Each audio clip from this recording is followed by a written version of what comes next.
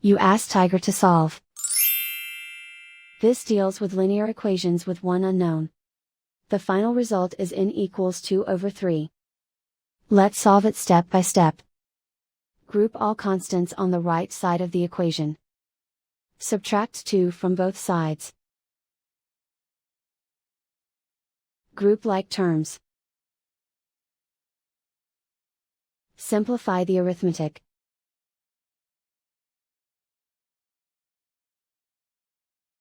Isolate the n.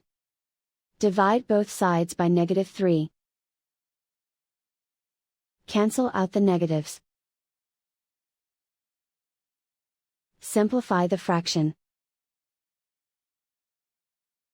Cancel out the negatives. And so the final result is n equals 2/3.